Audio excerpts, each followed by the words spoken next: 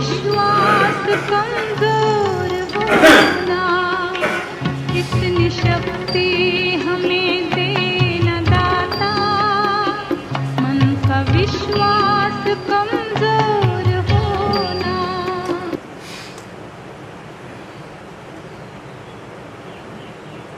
मानव जीवन में कल्याण की पूरी स्वतंत्रता, इसके विषय में सदगुरु कबीर साखी प्रकरण की शुरू में ही करते हैं। जहिया जन्म मुक्ता हता तहिया हता न को, छठी तुम्हारी नौ जगह तू कांचला भी हो। जहिया का मतलब जब, जन्म मुक्ता मुक्त जन्म, स्वतंत्र जन्म, जीव मुक्ता नहीं, जन्म मुक्ता। जन्म मुक्त यानी मुक्त जन्म, स्वतंत्र जन्म। स्वतंत्र जन्म मानव जीवन है। बाकी मानव के अतिरिक्त प्राणियों को प्रकृति ने बांध दिया है। प्रकृति का ऐसा बंधन है कि वहां विवेक खुल नहीं सकता है। जानवरों में भी बुद्धि होती है। वह पक्षी अपना घोंसला कितना अच्छा बना लेती है। कितने जानवर हैं अपने खाने पीने का प्रबंध सब कर लेते हैं। तो जानवरों में भी बुद्धि होती है, लेकिन विवेक नहीं होता। वो कुछ स्वार्थ पर अपना या पराया कुछ नहीं समझ सकते। आत्मज्ञान वहां नहीं हो सकता, मानव जीवन में ही हो सकता है। जहिया जन्म मुक्ता हता, जब मुक्त जन्म में जीव था। इसका अर्थ हुआ जब जब था या आज है, तहिया हता न कोय, उस समय कोई बंधन नहीं था। इसका सरल अर्थ हुआ जब जब मनुष्य शरीर में जीव आता है तब तक ये निर्बंध रहता है, स्वतंत्र रहता है। ये अपना काम कर सकता है, जो बंधन चाहे छोड़ सकता है। लेकिन छठी तुम्हारी हो जगह है जी, तो अपने छठी में अहंकार किया। छठी तुम्हारी हो जगह, छठी छठे में, छठे में मन है। 5 ज्ञानेंद्रियां हैं और छठा मन है। बौद्ध लोग षडायतन कहते हैं, 6 आयतन, आँख नाक कान जीभ जांघ मन, 6 इंद्रियां। बौद्धों के अलावा लोग 5 ज्ञानेंद्रियां और छठा मन अलग से करते हैं। अपने अपने कहने की शैली है। छठा मन है। 5 ज्ञानेंद्रियां हमारे शरीर में है।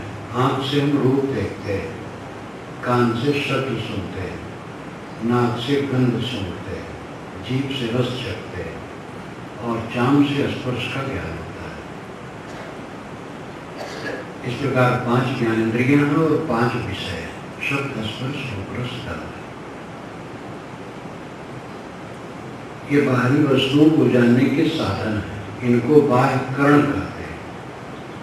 बाह्य करण बाहरी विषयों को जानने के साधन। दूसरा अंतःकरण है। अंतः भीतर, करण साधन, सुख दुख की अनुभूति ये अंतःकरण से होती है। उसी को मन कहते हैं। मन छठा है और कवि साहब के लिए पारिभाषिक शब्द है। छठे मां सब गैल पे कोई, यानी मन में सब खो खो है।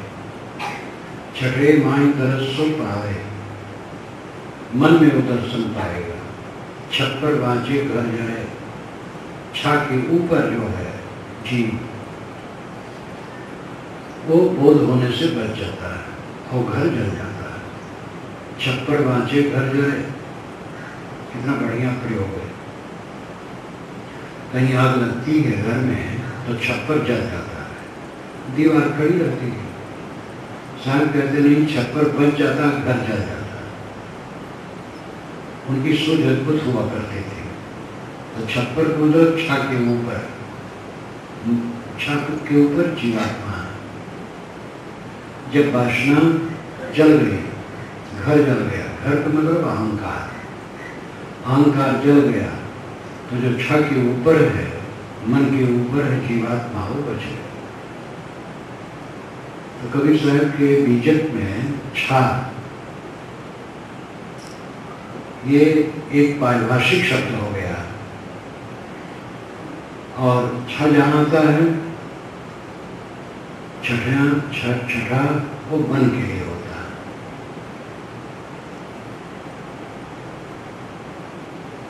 छठी तुम्हारी हो जगह है मनुष्य, छठे में तेरा अहंकार जगह, मन में अहंकार जगह। तू कहाँ चला गया? तू अपने को खो के कहाँ जा रहा है? सरल अर्थ हुआ कि मनुष्य शरीर में जब जीव आता है तो स्वतंत्र रहता है। वह चाहे तो बंधनों को तोड़ दे। कौन ऐसा बंधन है जिसे नहीं तोड़ सकता? लेकिन मन में अहंकार जब चलता है, जिन चीजों से संबंध होता है उनमें वो अपनी एकता कर लेता है। अहंकार जग जाता है, इसलिए अपने को खो देता है। एक साखी पर विचार करें तो बहुत है। जीव असंग है, अकेला है, उसके साथ कुछ नहीं। वासना बसते धरा और देह प्राप्त हुई, अवस्था बढ़ी, जानने समझने की शक्ति बढ़ी, उसकी इंद्रियों के सामने संसार प्रकट हुआ। एक एक में वो मोह और बैर करना शुरू किया। जीव अंदर यही करता जाता है, जाल बिछाता जाता है और दुखी होता जाता है, और पीछे वाला जाल टूटता जाता है। बचपन में जहाँ मोह किए थे, जिनमें मोह किए थे, बहुत से लोग मर गए।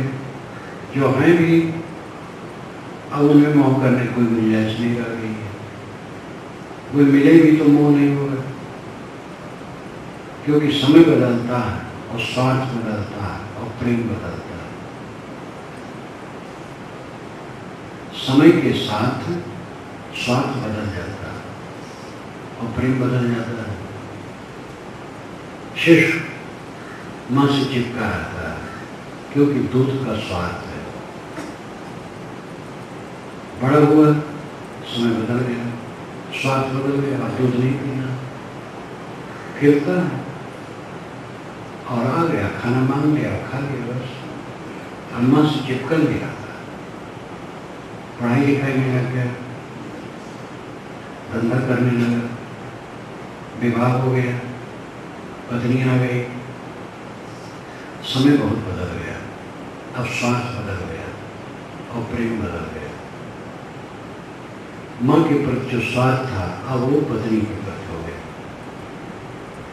बहुत फर्क हो गया। इससे माँ बाप को कोड़ना नहीं चाहिए। ये समय है, समय बदलेगा, स्वार्थ बदलेगा, प्रेम बदलेगा। ऐसा भी समय आ सकता माँ से बात न कर, जब उसकी पत्नी उसको बताएगी, माता का दोष दिखाएगी, बार दोष दिखाते दिखाते उसके मन में फोड़ा हो जाएगा। समझदार है, समझाना चाहेगा, समझाना चाहेगा तो पत्नी नाखुश होगी, और पत्नी पद पर ही आई है, इसलिए उसका कर्तव्य भी है कि पत्नी को निभाए। बहुत समझदार होगा तो पत्नी की बात जो का त्यों नहीं मान लेगा। ऐसे कम लोग होते हैं, कुछ मान लेगा, मन में थोड़ा फर्क पड़ेगा। अगर नहीं समझदार है तो ज़्यादा फर्क पड़ जाएगा। तो अब बचपना वाला संबंध कहाँ रह जाएगा, फर्क हो जाएगा। समय बदलता है, स्वाद बदलता है, प्रेम बदलता है। इस प्रवाह को कोई रोक नहीं सकता। हमें जो कुछ मिलता है भागता चला जाता है, और हम जहां तहां अपने को जोड़ते रहते हैं, उसमें आन कर लेते हैं। छठी तुम्हारी हो जगह, तुम्हारा अहंकार मन में जगह। जिसको पाया समझ लिया यही है सच, वैसे रहेगा, लेकिन रहेगा नहीं, खो जाएगा, कुछ रहने वाला नहीं। तू कहाँ चला रही हो? अपने को खो करके कहाँ जा रहा है? कौन सा बंधन इंसान नहीं तोड़ सकता है? तथागत बुद्ध राजा थे, राज परिवार के थे,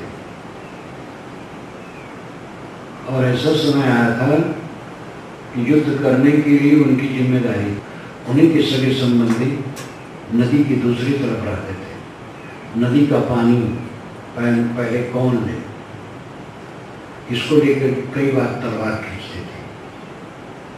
तो एक उनका गणसंघ था। समय समय से एक राजा होता था शाक्य वंशियों में, और बाकी अपना खेती व्यवसाय कुछ करते थे। और उसमें जब जवान हो जाता था आदमी तो व्रत लेना पड़ता था गण में, कि हम गण के लिए अपने को समर्पित करते हैं, और जहाँ हमारा नंबर आएगा तो हम आगे युद्ध करेंगे। तो उनका नंबर आया था, तो उनको बड़ा कष्ट हुआ। उन्होंने कहा है कि जैसे कम पानी में मछलियाँ तड़फड़ाती हैं, वैसे कम साधन में जनता तड़फड़ाती है, और जैसे बड़ी मछलियाँ छोटी मछलियों को खाती हैं, वैसे जबरदस्त लोग निर्बलों को चूसते हैं। ये सब देख करके मेरा मन कांप गया और तलवार उठाना पड़ा। उठाने की बात आई, निर्पराध लोगों को काटना ये राजकाज के लिए जो रहने वाला नहीं। मुझे बड़ा संताप लगा, मेरा दिल उब गया, इसलिए चुपचाप मैं रात में निकल गया, विरक्त हो गया। टिकट में तो बड़े तामझाम से लिखा गया हो, तो बकवास से पौराणिक कथा है। एक घोड़ा पर बैठे, तो घोड़ा इतना लंबा चौड़ा था, फाटक बंद था, जिसको 500 लोग खोल करके ठेलते थे। अगर खोलने वाले नहीं खोलेंगे तो बुद्ध कहते हैं हम अपनी जांघ में घोड़े को दबा करके उड़ करके चले जाए। ये तो पौराणिक गाथाएं आ जाती हैं। सीधी सी बात है कि वो भाग खड़े गए और गिरफ्तार हो गए। इतना संपन्न परिवार वो छोड़ दिए, भक्त छोड़ दिए, ये रजवाड़े छोड़ दिए। विवेक करके देखा जाए तो सबका राजकाज है। एक झोपड़ी है, उसका राजकाज है। राज किसी ने छोड़ा, किसी ने झोपड़ी छोड़ा, दोनों ने अपना सर्वस्व छोड़ा। और क्या झोपड़ी वाला कहीं छोड़ पाता है? कहाँ छोड़ते हैं? जिसके मन में समझ आ जाती है वो छोड़ देता। यहाँ तो उदाहरण हुआ, ये छोड़ने में नहीं कहता हूँ। छोड़ना है दोष, छोड़ना है दुर्गुण, छोड़ना है अपनी गंदी आदत। उस गंदी आदत को छोड़ने में हम समर्थ हैं। बाहर की चीजें सब नहीं छोड़ी जा सकती। हम लोगों ने घर परिवार छोड़ दिया, गृहस्थी का चक्कर खत्म हो गया। साधु समाज है, आश्रम है, यहाँ पे घर नहीं है तो आश्रम है, परिवार नहीं है तो समाज है। तो आदमी कहीं भी रहेगा तो उसको अपना माहौल चाहिए। माहौल नहीं होगा, वातावरण नहीं होगा तो काम नहीं कर पाएगा। कोई वकालत करना चाहे और वकालत का माहौल न मिले तो वकालत नहीं कर सकता। डॉक्टरी करना चाहे, डॉक्टर होना चाहे और डॉक्टरी का माहौल वातावरण न मिले तो नहीं कर सकता। तो सबको अपना अपना क्षेत्र चाहिए।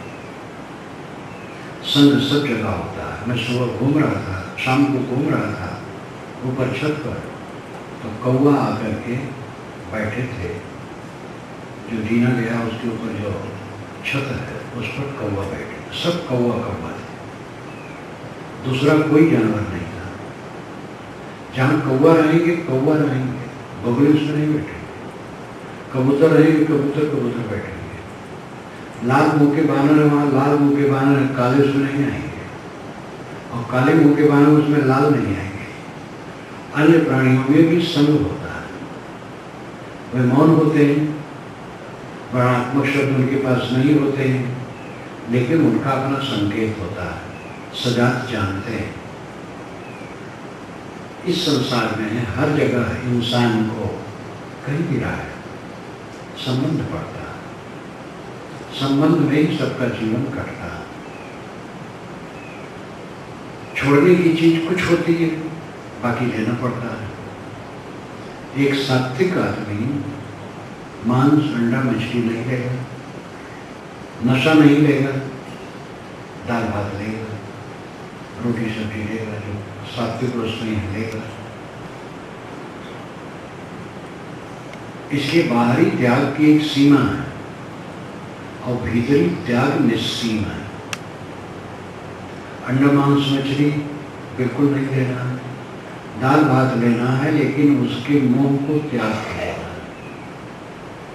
सात्विक पदार्थ खाना है, लेकिन उसकी आसक्ति छोड़कर। साधु है, शर्ट पैंट नहीं पहनेगा, अचरज पहनेगा, कपड़ा दूसरे ढंग का कपड़ा है, बस कपड़ा तो वही है, लेकिन उसकी रचना दूसरे ढंग से कर ली जाती है। लेकिन जो कपड़ा पहना जाता है उस कपड़े का मोह नहीं होना चाहिए। देह है, देह के मोह को त्यागना है। तो बाहरी त्याग की एक सीमा है, भीतरी त्याग निस्सीम है।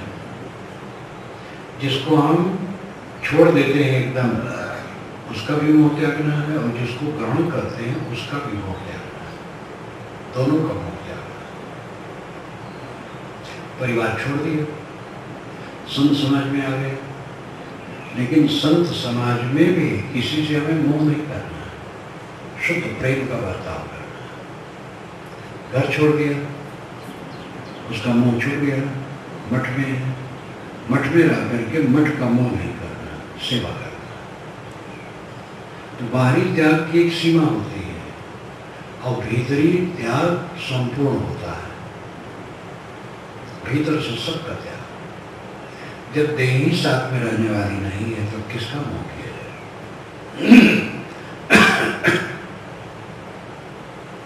मनुष्य में त्याग की शक्ति, और इस बात को समझो, घर में रहो, घर का मोह न करो, घर का काम करो, बाल बच्चों में मोह न करो, उनकी सेवा करो।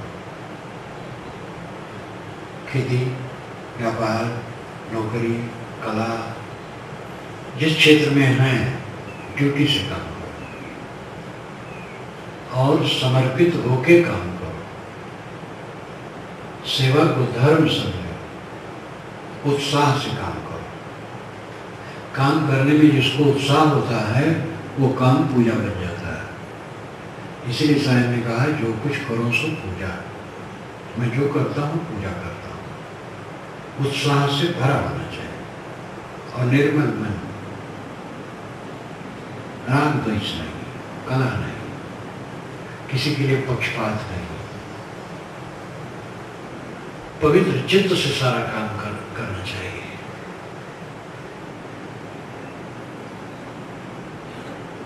छोड़ने की शक्ति इंसान में है और सब छुटा छुटाया है। छोड़ो तो न छोड़ो तो सब छुट रहा है, कुछ रहने वाला नहीं। जो छोड़ के रहता है वो निर्बंध रहता है, जो पकड़े रहता है वो पीड़ित रहता है। समझ का फेर है, समझ हमारी सही होनी चाहिए। जितनी चमक दमक दिखती है वो चमक दमक कब तक है? कोई सुंदरी है और कोई सुंदर युवक है, कब तक? 10 वर्ष के बाद वो दोनों सुंदर नहीं रहे। थोड़े दिन में टेढ़े मेढ़े गुरु अनसुहाते हो जाएंगे। सारा प्रेम बदल जाएगा, सारा संबंध बदल जाएगा। एक समान यहाँ कुछ रहने वाला नहीं। जो निरंतर इस बात को देखता है वो मोह नहीं करता। और साहब ने कहा, काहीं कबीर ते उबरे जाहि न मोह समाए। इंद्र कृष्ण द्वारे खड़े लोचन ललच लजाए। उन्होंने खूब माया का वर्णन इसके पहले किया है। फिर अंत में कहा, इंद्र और कृष्ण जैसे लोग भी माया के दरवाजे पर खड़े ललचा रहे हैं। पुराणों में जैसा कहा है, उन्होंने कहा उनका दोष क्या है? पुराणों में ऐसे ही कहा। इंद्र को लंपट बनाया गया है, कृष्ण को भी रसिया बनाया गया है। तो जो उपलब्ध है उसके अनुसार साहब करते हैं। इंद्र कृष्ण भी माया के दरवाजे पर खड़े हैं और उनके लोचन ललच रहे हैं और लजा रहे हैं। लोचन ललच लजा, कितना बढ़िया अलंकार है। लोचन ललच लजा है। आंखों से ललचाते हैं देख करके और लजाते हैं, क्योंकि मन भर मिलता है। काहीं कबीर ते उबरे जाहि न मोह समाए। जिसके मन में मोह नहीं घुसता है वो बचता है। बात समझ में आई? करना शुरू करो। कहते सुनते समय बीतता चला जाएगा। करोगे नहीं तो मंजिल पाओगे नहीं, मंजिल की तरफ बढ़ नहीं सकोगे। शुरू करो और अपनी परीक्षा लो। बच्चे पढ़ते हैं, तिमाही छमाही वार्षिक परीक्षा होती है। बाहर से अध्यापक परीक्षा लेता है और रिजल्ट देता है। इसमें बाहर से लेना देना संभव है। कोई बात पढ़ाई जाती है, यहाँ भी परीक्षा ली जा सकती है और फल दिया जा सकता है। लेकिन जो साधना का फल है वो तो स्वसंवेद्य है, अपने अंदर से स्वयं जाना जा सकता है। इसमें परीक्षक दूसरा नहीं होता, खुद परीक्षक होना पड़ेगा और खुद परीक्षा फल उसमें आ जाएगा ऑटोमेटिक। आसक्ति मन में जितनी रहेगी तकलीफ उतनी रहेगी। आसक्ति जितनी घटेगी तकलीफ घटेगी। जब पूरी अनासक्ति हो जाएगी तकलीफ पूरी खत्म हो जाएगी। ये वैज्ञानिक तथ्य है, गणित की तरह। दुनिया में विज्ञान में भी कुछ ऐसे अंश हैं जिन पर विश्वास से काम चलता है, लेकिन गणित ऐसा विज्ञान है जिसमें सब एक मत है, 2 2 4 पूरी दुनिया में सबको मान्य है। साधना का पक्ष गणित जैसा विज्ञान है, इसमें कोई खाली विश्वास नहीं करना है। विश्वास तो इसलिए जरूरी है कि सत वस्तु में भी विश्वास नहीं किया जाए तो सत वस्तु काम नहीं देगी। तो विश्वास तो हर जगह चाहिए, लेकिन कुछ ऐसा होता है केवल विश्वास होता है, वस्तु नहीं होती है, तथ्य नहीं होता है। जैसे भूत प्रेत पर विश्वास, भूत प्रेत कुछ नहीं, टोना टामर जादू मंत्र झाड़ फूक अंधविश्वास है। ये सूरत है और यहाँ कोई आवे और सूरत ये विश्वास न करे, आगे बढ़ जाएगा। नगर तो है, नगर बहुत रहते हैं।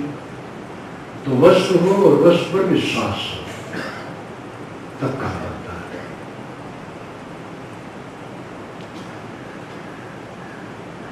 ये विश्वास होना चाहिए कि हम जो बंधनों में बंधे हैं मोह माया के कारण, और इनको हम छोड़ सकते हैं।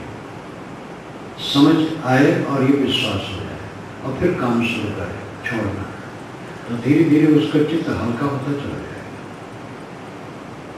सांप कहते जहिया जन्म मुक्ता आता सही आता न कोई, छठी तुम्हारी हो जगह तू कहाँ चला गई। जब जब तू मनुष्य जीवन में आता है तब तक तू स्वतंत्र रहता है, तो सारे बंधनों को तोड़ सकता है, लेकिन जो मन में अहंकार कर लेता है, जहां सामने वस्तु आई अहंकार शुरू, ऐसी भूल भुलैया में जीवन बीत जाता है और दुख पाता है। छठी तुम्हारी हो जगह तू कहाँ चला दे, अपने को खो करके कहाँ जा रहा है, क्या मिलेगा संसार में। अनाथ काल से भटकते भटकते हमें दुख मिला है, और जो हम जिसे अस्वच्छ करते हैं वो मिलके छूट गया और दुख बना रहा है। इस जीवन में भी जो कुछ मिला है वो छूट गया। पैसा कमाने वाले, पैसा आता है जाता है, पैसा धरा कहाँ रहे, और धरा रहने का मतलब है कुछ है, धरा रहना तो और पाप होगा। अगर पैसा धरा रहे तो और पाप होगा। पैसा आवे जाए खर्च हो, जो धरा रहे वो उपयोग के लिए हो, कुछ तो संग्रह करना है, संग्रह ही से उदय होगा। लेकिन केवल जहाँ धरा है वहाँ पाप उदय होगा, वहाँ दुख होगा। फिर अग्नि, चोर, राजा उसको ले अग्नि में जल जाएगा, चोर उठा ले जाएंगे या राजा हड़प देगा। पहले जमाने में भी इनकम टैक्स का जो विधान आजकल का है इस ढंग से भले न रहा हो, लेकिन पहले भी इनकम टैक्स तो सरकार लेती थी, तभी तो सरकार चलाती थी। राजकाज कैसे चलता है? आज तो कानून है, कानून के अंदर सरकार पकड़ती है। राजतंत्र में कानून तो था, लेकिन उसका बड़ा महत्व नहीं था। राजा कहे सो न्याय, ये पुरानी कहावत है। राजतंत्र जनतंत्र में फर्क है। राजतंत्र में एक राजा जो कुछ करे वो सच, और उसको बुरा नहीं कर सकते हो। वो परमात्मा का अवतार माना जाता है, पूजा जाता है। जनतंत्र में जनता चुनाव करती है, सदस्य चुन गए, उन्हीं सदस्यों में एक प्रधानमंत्री हो गए और वही राजा हो गए। लेकिन वो चुन करके 400 सदस्य हैं, 400 में एक प्रधानमंत्री हो गया। प्रधानमंत्री भी सदस्य ही है, मूल मौलिकता उसकी सदस्यता है। अब किसी को आगे करना है तो एक युग देखा गया, उसको प्रधानमंत्री बना दिया गया, उसकी आलोचना होती है। सरे आम काला झंडा दिखाया जाता है और अखबारों में आलोचना छपती, कस के आलोचना छपती प्रधानमंत्री के लिए। राष्ट्रपति से तो बहुत संबंध नहीं रहता, राष्ट्रपति तो अपना एक सौभाग्य का जगह है, इसलिए राष्ट्रपति के लोग आलोचना नहीं करते, प्रधानमंत्री की आलोचना करते हैं। राजतंत्र में संभव नहीं, राजा की आलोचना संभव ही नहीं। इसलिए राजतंत्र में कानून भले होता था, लेकिन बड़ा कानून का मतलब नहीं होता था। राजा कह दे तो सही नहीं हो, राजा कहे सुन नहीं हो, पकड़वा करके ले लिया। सेठों के पास, पूंजीपतियों के पास इतना पैसा है, ले लिया बस। आजकल तो इनकम टैक्स के अंदर काम करते हैं और पकड़े और लेखा जोखा देखे, अतिरिक्त है तो ले लिए, नहीं तो नहीं लेंगे। उस जमाने में ये बात नहीं थी। मेरा अपना अनुभव है, अंग्रेज गवर्नमेंट का जमाना था तो एक दुर्गा प्रसाद साहब थे, तो 3 कोस में उनका रियासत रहा।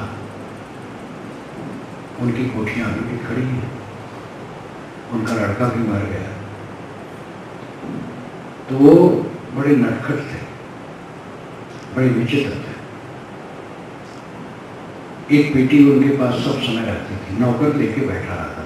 कोई ब्राह्मण और साधु आ जाए तो बेटी में हाथ डालते थे, 5 रुपये नोट, 10 रुपये नोट उठा के सो देते। कोई साधु ब्राह्मण अगर वो बाद में घूमने शाम सुबह चला तो नौकर पेटी लेके चलता था साथ। लगान 3 कोस के अंदर की लगान आसानियों से मिलती थी और उसमें थोड़ा सा सरकार को देना होता था, अंग्रेज गवर्नमेंट को, और अपनी और भी पूंजियां होती थी। और जब उनको जरूरत पड़ती थी, महसूस होती थी, तो किसान बड़े बड़े थे जिनके 25 हल चलते हैं, 30 हल चलते हैं, बोला उस समय शराब थोड़ा पी लेते थे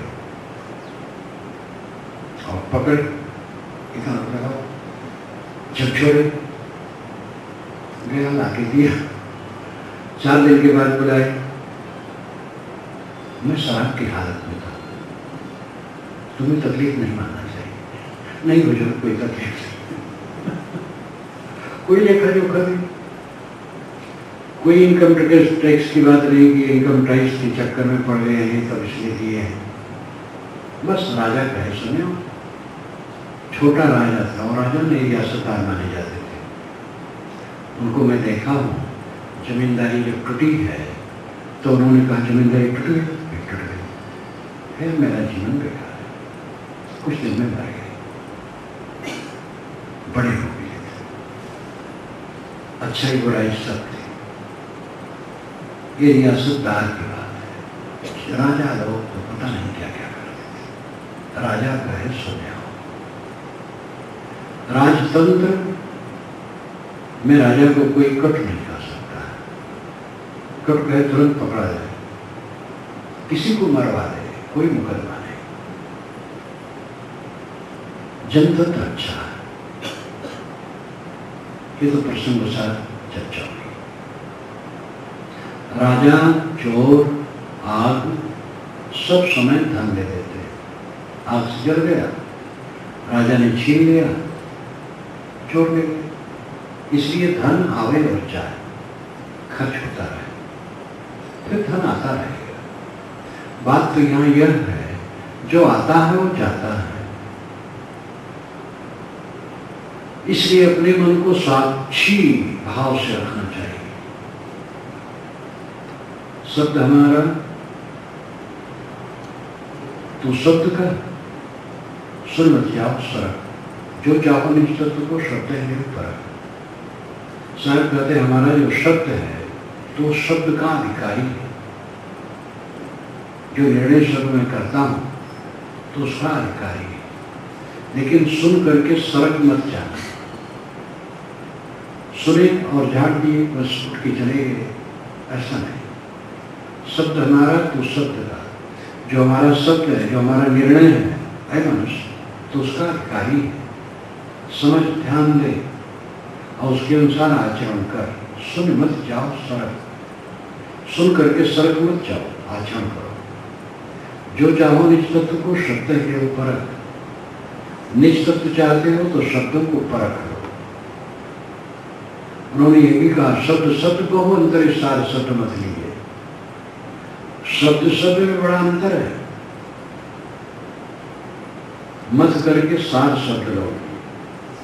साहित्य नहीं कहते वेद वचन मानोगे तब कल्याण होगा। एक प्रसिद्ध आर्य समाजी विद्वान प्रधान पंडित जो वेद पढ़ाते थे, बड़े धुरंधर थे, कलकत्ता में रहते थे। उनका हमारा सामना पड़ा है एक बार। तब वह जरा दूसरे ढंग से हमारी बात को लिए। जब वे कबीर दर्शन पढ़े तब फिर वो भाव विभोर हो गए, फिर मुझसे मिले। तब उन्होंने कहा कि वेदों से अपने को जोड़ना चाहिए। किसी विद्वान को अपने विचार को वेदों से जोड़ना चाहिए। आज समाजी थे, वेदाधरणी है। कभी साहब ये नहीं कहते हैं कि वेद मानोगे तो कल्याण होगा, कुरान मानोगे तो कल्याण होगा, बाइबल मानोगे तो कल्याण होगा। वे कहते हैं शब्द शब्द बहु अंतर है, सार शब्द मत ही है। शब्द शब्द में बड़ा अंतर होता है। मत करके सार शब्द को ले लो, मथलिक कहते हैं। कोई किताब का नाम नहीं लेकर के कहते हैं उसको मान लो। यही उनका और दूसरे में फर्क है। किसी भी इस्लामिक व्यक्ति से बात करो तो कुरान का आधार होता है। कुरान के तहत जो है वैसा चलेगा उसका कल्याण होगा। कट्टर वैदिक लोग वेद को लेंगे, गीता वाले जो कट्टर गीता वाले गीता को लेंगे, जो वैष्णव राम भक्त हैं श्री राम के गीता को आदर देंगे भले, लेकिन रामचरित मानस उनके लिए खास चीज है। रामचरित मानस के पहले भी संस्कृत ग्रंथ है, लेकिन अब जब से रामचरित मानस बन गया तब से श्री राम वालों के लिए बड़ा संकट हो गया। गीता आदरणीय है, लेकिन पूरी गीता में राम के लिए कोई भक्ति नहीं है। एक जगह श्री कृष्ण के मुख से कहाया गया है, राम शस्त्र भृतामहम, शस्त्रधारियों में मैं राम हूं। ये तो बहुत साधारण बात है, तलवार चलाने वालों में मैं राम हूं, तो राम की कोई बड़े नहीं। पूरी गीता में राम की भक्ति कहीं नहीं, और राम और गीता तो महाभारत की चीज है, पूरे महाभारत में राम की कोई भक्ति नहीं। इसलिए श्री राम मानने वाले वैष्णव भक्त ये रामचरित मानस को मानेंगे, उसके अनुसार चलो तो कल्याण। तो एक आधार लोग कहते हैं कि उसको मानोगे तभी कल्याण होगा। सायं निराधार बात करते हैं, शब्दों को मथो और मत करके सार शब्द रहो। कुरान आदरणीय, वेद आदरणीय, बाइबल आदरणीय, रामचरित मानस, गीता, जिंदा वेस्ता, दुनिया के सारे शास्त्र आदरणीय, सब आदरणीय, लेकिन उनको मथो, दूध मथा जाता है तो घृत होता है। इसी प्रकार मथो, विचारो, समझो, सार कहाँ। कुरान शरीफ में हजरत मोहम्मद कहते हैं, देखो ना, जब अपना माल तौलते हैं तब घटा के तौलते हैं, और दूसरे का माल जब तौलते हैं खरीदने के लिए तब बढ़ा के तौलते हैं। ऐसे लोग नरक की आग में जलाए जाए। अब ये बात सबके लिए उपयोगी है, ये सार तत्व है। हमारा धर्म हमारे लिए, तुम्हारा धर्म तुम्हारे लिए। कुरान के अंत में आता है, अंत की तरफ, हमारा दीन हमारे लिए, तुम्हारा दीन तुम्हारे लिए। ये समता की बात है, ये समता की बात बहुत बढ़िया। तो हीरे मोती तो हर जगह है। जो निष्पक्ष होता है वो सबको आदर दे सकता है, और संप्रदायी आदमी सबको आदर नहीं दे सकता है। जो कट्टर राम उपासक होगा श्री कृष्ण को पूरा आदर नहीं दे पाएगा, और जो कट्टर श्री कृष्ण उपासक होगा श्री राम को उतना आदर नहीं दे पाएगा। जो कट्टर कबीर उपासक होगा, कबीर को परमात्मा मान करके उसकी पूजा उपासना करने वाला होगा, और राम कृष्ण इत्यादि किसी को भी आदर नहीं दे पाएगा। इसी प्रकार और भी समझ लीजिए, जहां जो कट्टर हो जाता है वो दूसरे को देख नहीं पाता है। धर्म के क्षेत्र में सबसे बड़ी खोट है। कबीर का विचार बिल्कुल अलग है। सब वो कहते सब मेरे हैं, कुरान, वेद, बाइबल, जिंदा वेस्ता, दुनिया, गीता, रामायण, सारी पुस्तकें मेरी हैं, लेकिन मत करके सार क्या कहा। लोग कहते हैं अमुक किताब में लिखा, आप नहीं मानते, अमुक ने कहा, आप नहीं मानते, इतने लोग उसको मानते, आप नहीं मानते। साहब कहते इसका महत्व नहीं, किसने कहा है, कितने लोग मानते हैं, किस किताब में है, इसका महत्व नहीं। क्या कहा, सामने बात रखो, विचारा जाएगा। अगर युक्त है तो माना जाएगा, युक्त नहीं तो नहीं माना जाएगा। ये वैज्ञानिक तथ्य कबीर का है। कबीर धर्म के क्षेत्र में वैज्ञानिक है।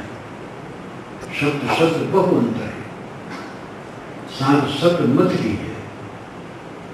कहें कबीर जहां सार शब्द नहीं, दृढ़ जीवन सो चीज है। जिसके जीवन में सार शब्दों का आदर नहीं है, उसके जीवन का धिक्कार है। पक्षपात, किस पर पक्षपात किया जाए, कौन मेरा है कौन मेरा नहीं। कबीर साहब मेरे हैं, महाराज राम मेरे नहीं है, हजरत मोहम्मद क्या मेरे नहीं है, संत ईसा मेरे नहीं है, सब मेरे प्यारे हैं। वेद पुरानी पुस्तकें हैं। पुस्तकें शब्द सुन करके वैदिक लोग कहते हैं तो आपने गलत कहा। वेद को पुस्तक कहना चाहिए। अरे वेद तो ईश्वर की वाणी है, पुस्तक तो तमाम किताबें होती है, लेकिन वो भावुकता की बात, पुस्तक तो है ही है। ये सच है कि वेद बहुत पुराने हैं। कुरान बहुत आधुनिक है, 1400 वर्षों से है।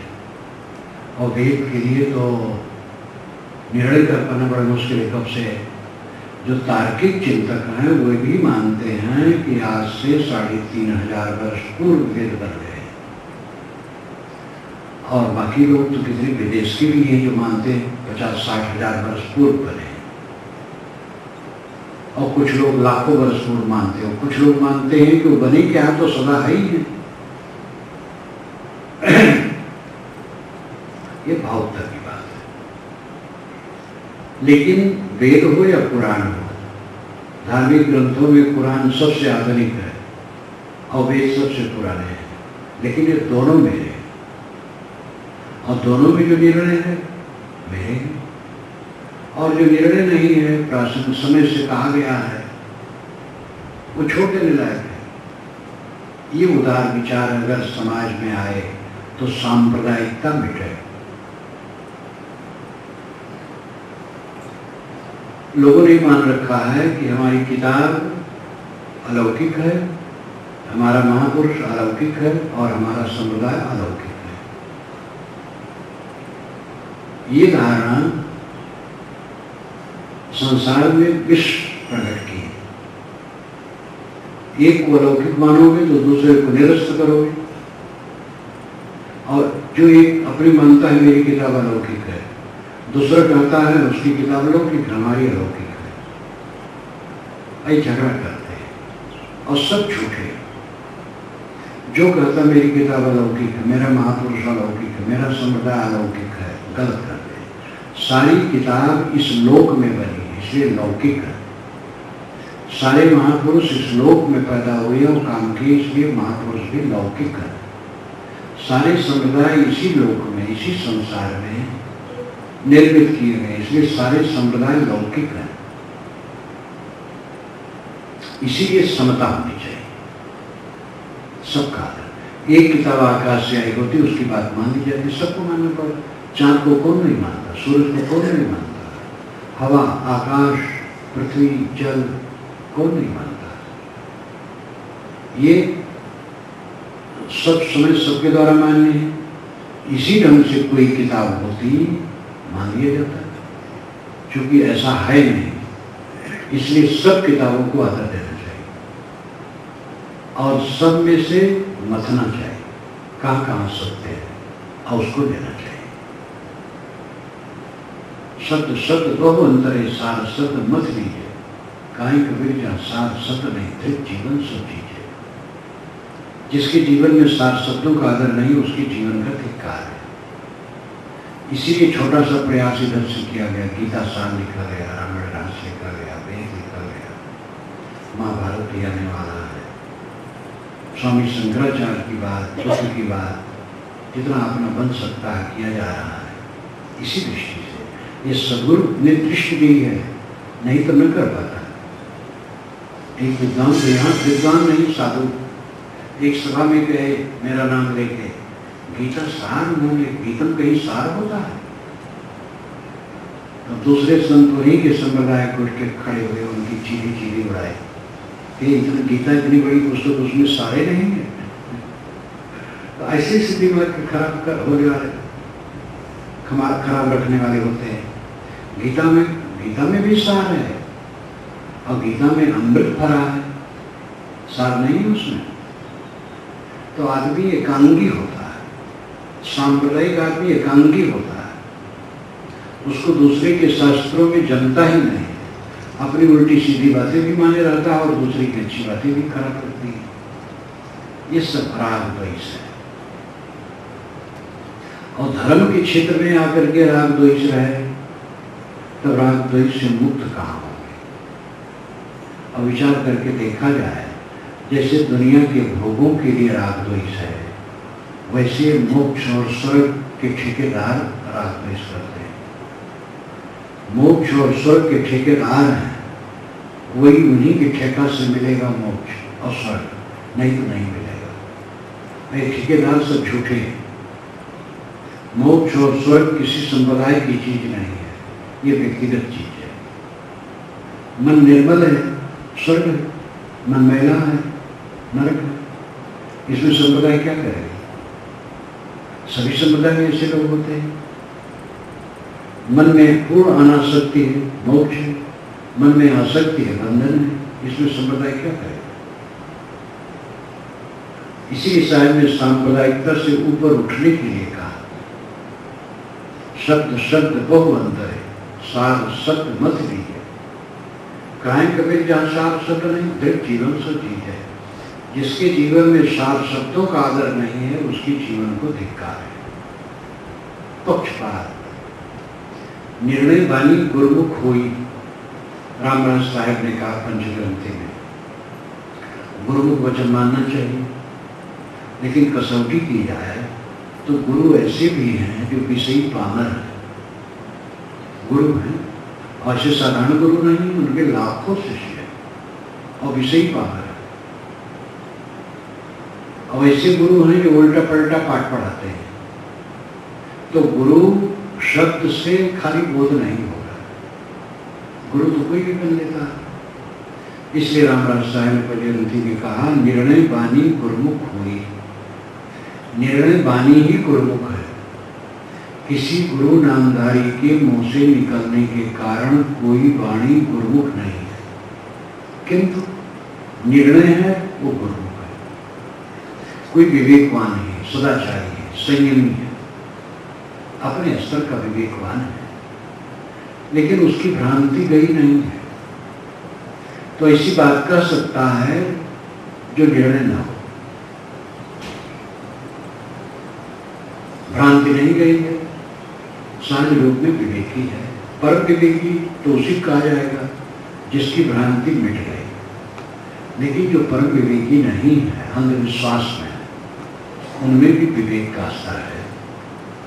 विवेक तो सब जीव के अंदर में है, समझदार है, अच्छे सदाचारी है, लेकिन किसी बात में उनको भ्रांति है।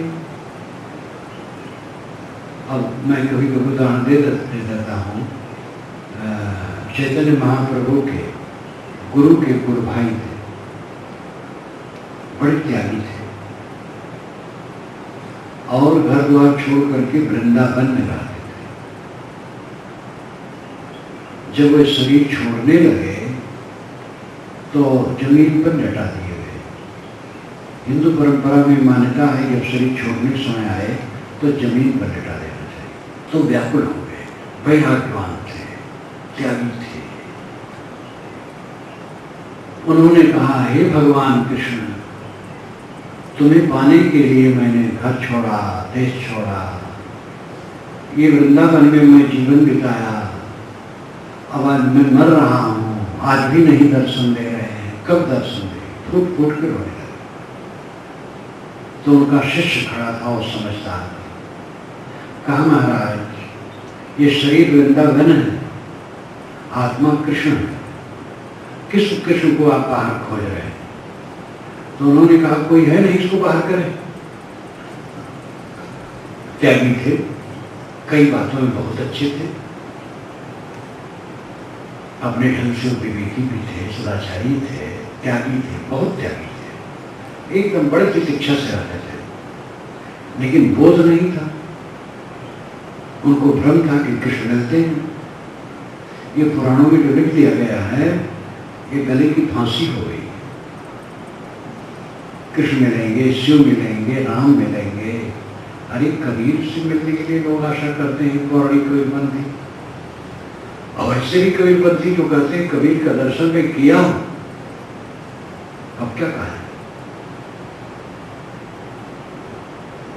जिसने शरीर छोड़ दिया वो कभी नहीं मिल सकता,